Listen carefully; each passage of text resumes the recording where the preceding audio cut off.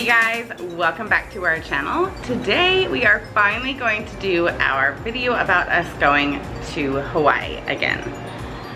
So if you want to hear more about that trip and another story that we kind of alluded to in another video, go ahead and click on that like button, the subscribe button if you are not already subscribed, and then come right back and we will talk about Hawaii. Okay, so now that you've done all that, if you are new to our channel, welcome. My name is Dayna, this is Jason, and this is Dayna Creates.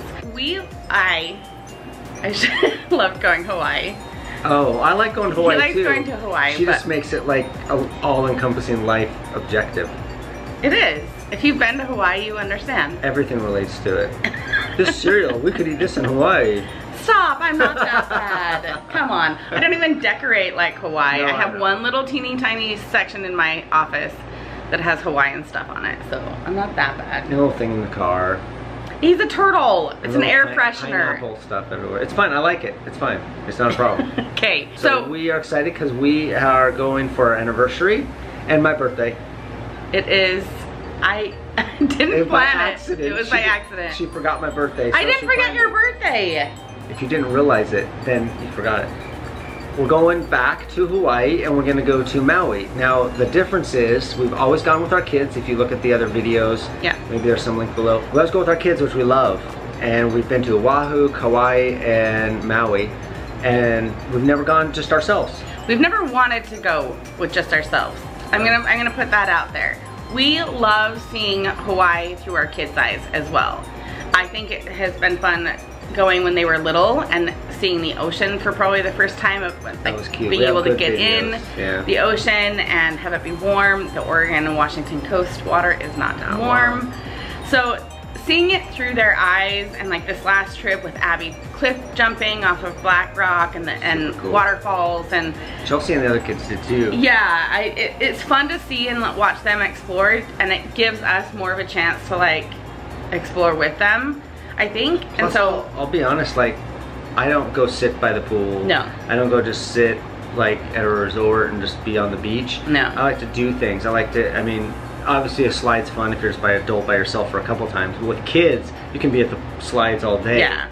And so it makes a lot of things at the pool really fun. And yeah, it gives us more of an excuse to do those things where if we were alone. And so we're kind of worried about that. So what we want to have you guys do in this video in the comment section is give us ideas of what to do in Maui without children. Well, and what you do on your vacations. Yeah. Like I'll go on hikes by myself and I'll do certain things.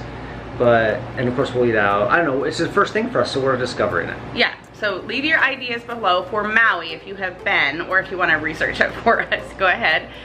But we are very excited to go. It is our 20th wedding anniversary, and something that we've always said from the very beginning is that we want to celebrate our anniversaries in general, but we want to celebrate these milestone anniversaries. For our 10-year anniversary, I don't think we had money. I don't remember what happened. It was, no, that's when we went to Ireland for our 10-year anniversary. I wish we were YouTubing then. I know. I wish we had been. We went to that was an epic trip. Dublin to see U2 play. They opened up their tour, their 360 tour in Dublin, Ireland. Then for our 15-year anniversary, we went to Arizona to visit a friend of his, and he was an amazing tour guide. Again, around my birthday. October is a good month. It's because we can't.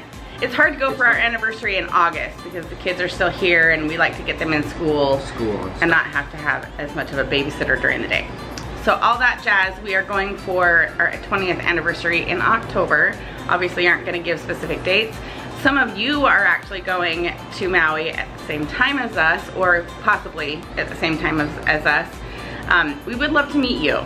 If that seems weird to you, that's totally fine, but we actually met our first follower in Hawaii a couple years ago. Yeah, a couple years ago. Super cool couple. And it was just by chance that we were both at the same resort at the same time right before we left and right when they got there. So I just think it's really neat to meet you guys.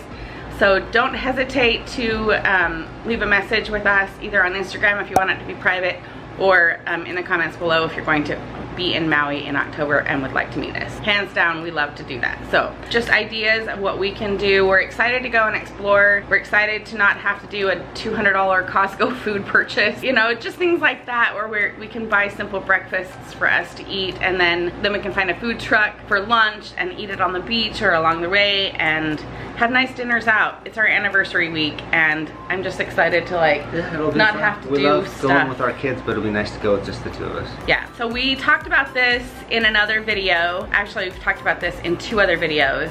We talked about snafus of us going to Hawaii. This last trip to Hawaii, despite all the COVID testing and stress that all entailed, as soon as we got our wristbands and we were on that last flight, it was smooth sailing. And that was very weird for us because travel has always been difficult. There's always something that comes up. And our biggest to date snafu was the $2,000 car top key. So we're gonna tell you that story. It gets a little heated. We haven't talked about it in a couple years. Okay. Daughter has to get ice. Hang on 1 second.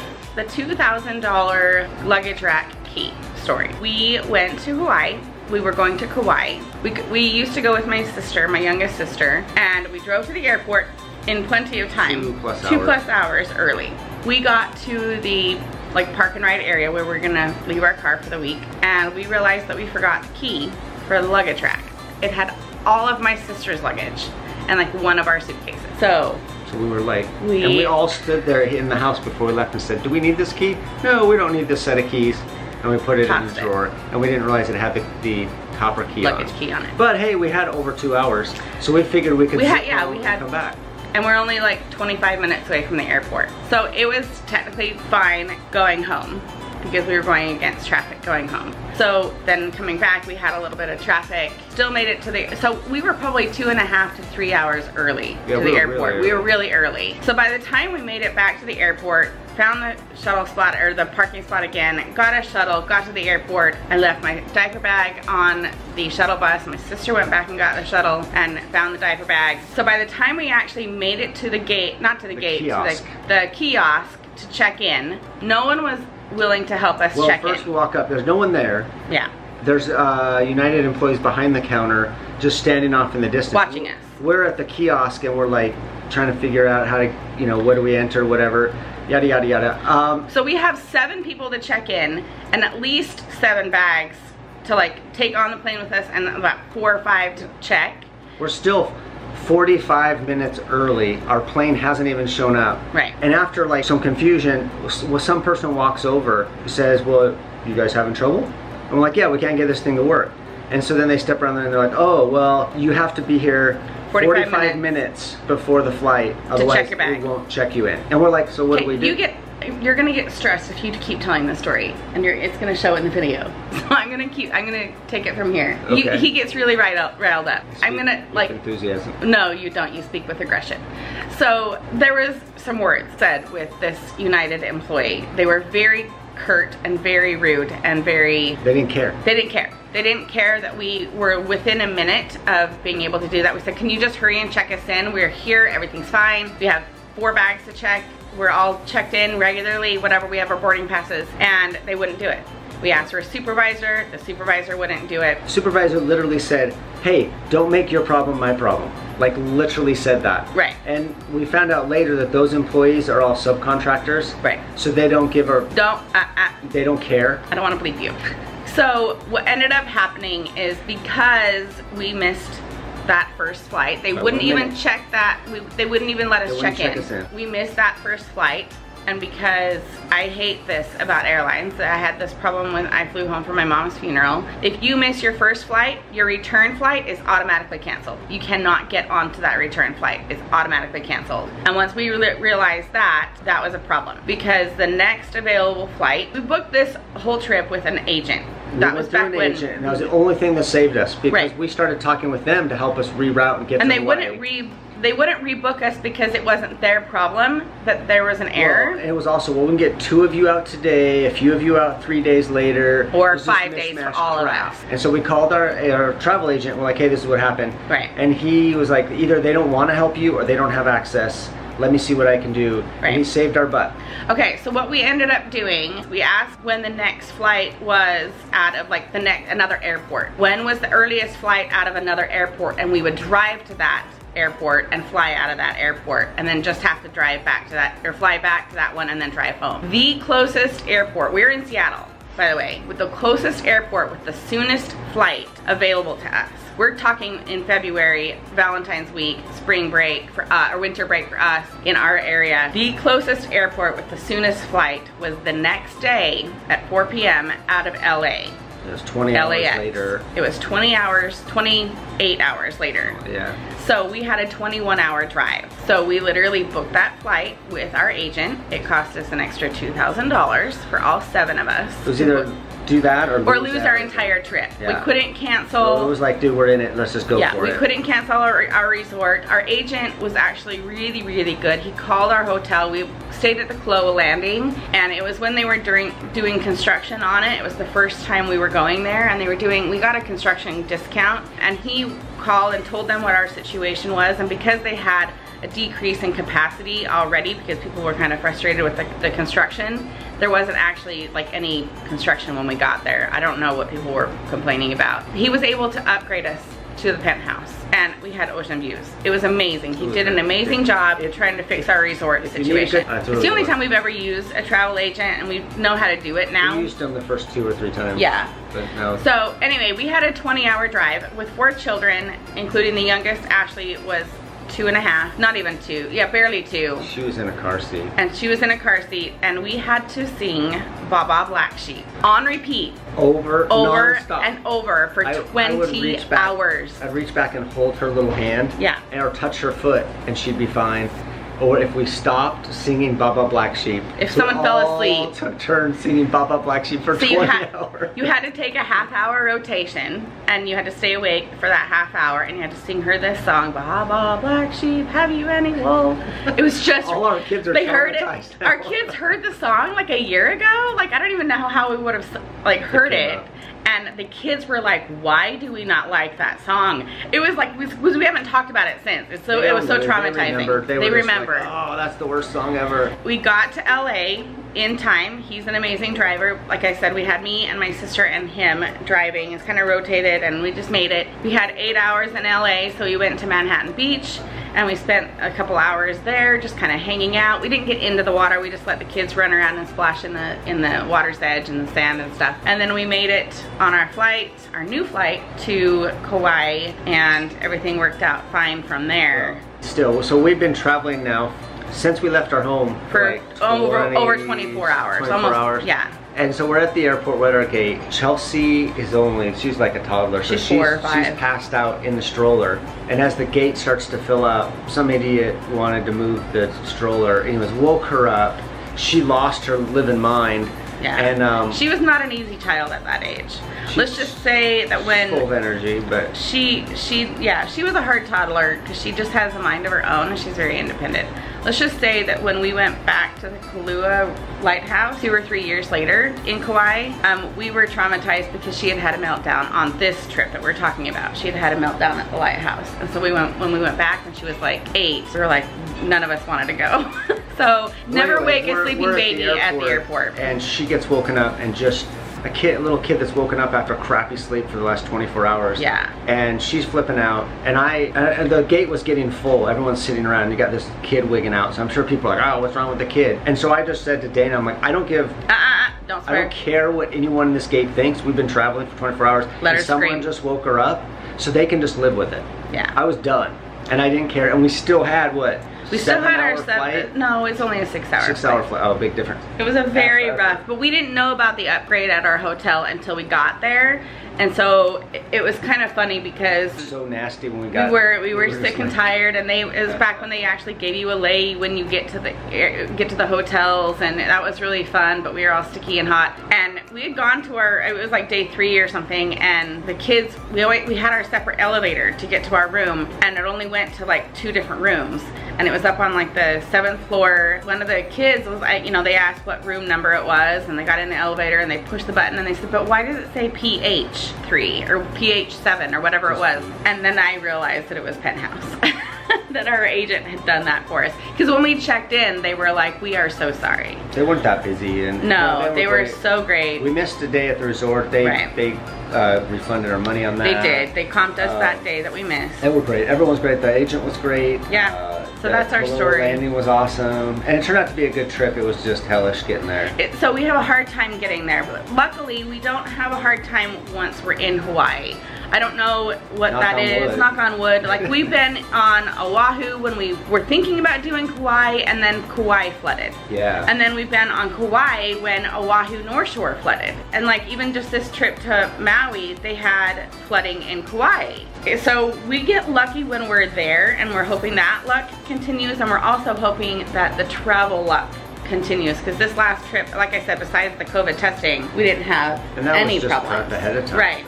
So this time we will be able to go with the vaccine passport. I'm actually going to create our accounts now. You can create them and upload your vaccine to the Clear app, I believe, because that will check the national vaccine database and automatically clear your vaccine card. And then you upload that PDF to the Hawaii Safe Travels app. Yes, I've done all my research already. And then that automatically gives you your QR code after you fill out your questionnaire 24 hours before. So everything will be set and ready to go, and we'll know that we're clear right up until 24 hours before our flight, and we are good to go. And we are flying with Hawaiian this time. It was like a difference of $25 to get a direct flight on Hawaiian versus like other airlines. Usually we have to fly to LA, get a connect flight, and then fly on. And I usually do that to save some money, but for $25 a ticket, we had a direct flight on Hawaiian, which does the pre-clear program with your QR code, gives you your wristband, avoids all the lines. Maui has the worst problem with lines at the airport, but if you get your pre-clear band at the airport of your departure, then you are a straight shot into Hawaii. We also have a car. That is also an interesting situation with rentals right now on not even just the islands, but everywhere.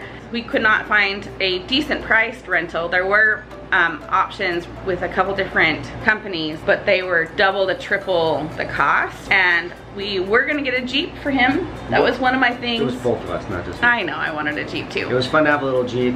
Yeah, I wanted to have a Jeep, but it was gonna cost us like $1,500 just to get the Jeep, and that wasn't worth our money. And so we ended up going with Turo and rented a car from a local, and he had 5-star ratings. He's already rented many, many times, and we just feel good about it. And the nice thing is that you don't have to go and wait in line when you go in to the airport and get your car. He literally will have it delivered either to a parking spot, and we will just go and get it and pay the $15 parking fee, which is totally fine, and then we're good to go. And we won't have to wait in any lines at the airport. We won't have to wait in any lines to get a car. We are getting there at 1 p.m., which is just, and we won't have to go to Costco. We can go straight to our hotel, drop off our bags, get some basic groceries, and get lunch, and go do whatever we want. It'll be bliss.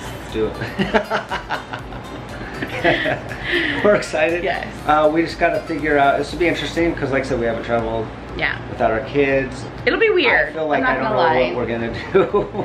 Yeah, he's worried that we're not gonna know what to do, but there's so much of the island that we didn't explore because our kids, they don't like to be in the car when we go places. They don't like to play tour guide. Yeah, and I feel like we didn't explore like the north end. Go and stop. Yeah. We'll try other places and just wander more, which is cool. I mean, when you have kids, you got to change it up. It also gives me the flexibility as a creator to stop and put the drone up and to get some more creative shots with my camera and film us when the kids are like, it's so embarrassing, why are you filming yourselves, you know. They always see me filming from behind the scenes, behind their backs while they're in the pool. They like it. I always feel bad taking time to do it when I'm with them because I want to give all of our time to them when we're on vacation. So it'll give us some more creativity and some more time to be able to give you guys a better viewing We should teach if Abby and Kaylee want to learn how to fly the drone. They might get good at it. They could end up doing it then. Yeah, because we're going back next year.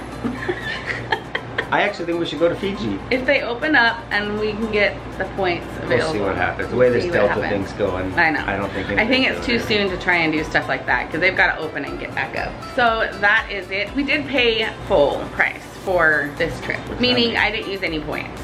I didn't use our airline points.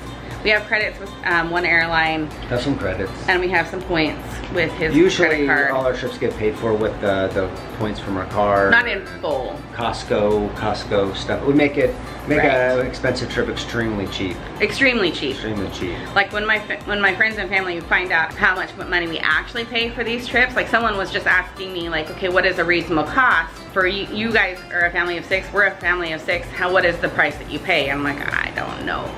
Because we don't actually pay that full price. We don't end up having to pay it all because of points and stuff. And honestly, unless you have hundreds of thousands of dollars to put on a credit card each year, you wouldn't get points. You would do it. We do it through the business and stuff, like every traveling business person who has a company card kind of does. But yeah. Our next trip will be good because with the family, hopefully next February or April for their breaks.